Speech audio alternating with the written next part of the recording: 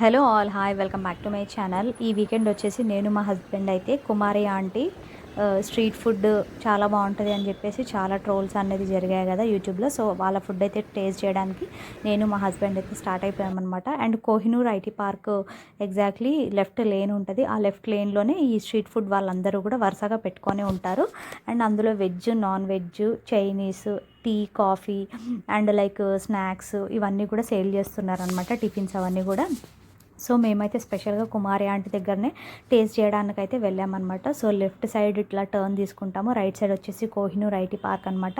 And left side టర్న్లోనే మనకు first షాపే కుమారి ఆంటీది. ఆ తర్వాత నెక్స్ట్ నుంచి మిగతా అందరివి ఉన్నాయన్నమాట. ఆ నెక్స్ట్ ఫస్ట్ 2 షాప్స్ వచ్చేసి చాలా అంటే చాలా రష్ ఉన్నాయి. సో మేము వెళ్ళిన టయానికైతే ఇంకా మంచి లంచ్ టైం అనమాట. అరౌండ్ 1 అయ్యింది. చూడండి ఎంత రష్ ఉందో. సో అక్కడ బండి కూడా పార్క్ చేయడానికి స్పేస్ లేదు. సో మేము కంప్లీట్గా ముందుకు వెళ్ళిపోయి బండి అయితే పార్క్ చేసామన్నమాట.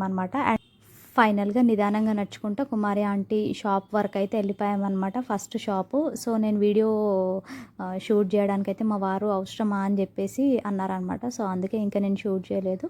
అండ్ తను ఎక్కడైతే సర్వ్ చేస్తుందో తన దగ్గరికి అయితే వెళ్ళాను అనమాట. అసలు మనుషులు ఎలా తింటున్నారో అర్థం అవ్వలేదు నాకు.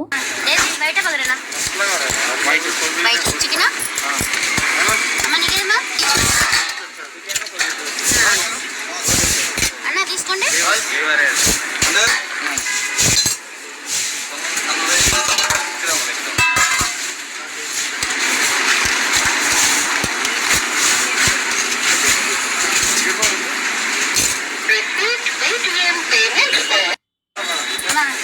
బయట పదరేనా.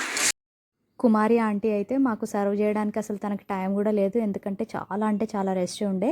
అండ్ ఒకరు చెప్తే తను ఇంకొకటి ఇస్తుందనమాట. సో అంత హడావిడిగా ఉండే. సో మేమైతే తన దగ్గర టేస్ట్ చేయలేదు, వేరే దగ్గర టేస్ట్ అయితే చేసాము. బగారా రైస్ విత్ బోటి కర్రీ అండ్ లివర్ ఫ్రై.